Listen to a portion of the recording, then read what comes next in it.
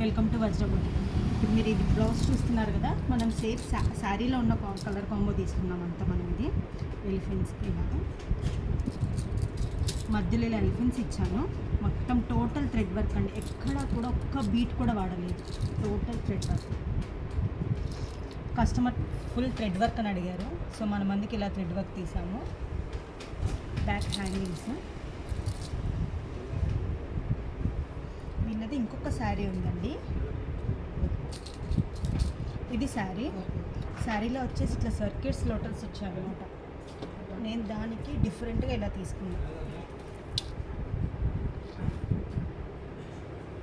Back సర్కిల్లో ఇలా beads తీసుకున్నాను, మిర్రర్ ఇచ్చి లోటస్ తీసుకున్నా.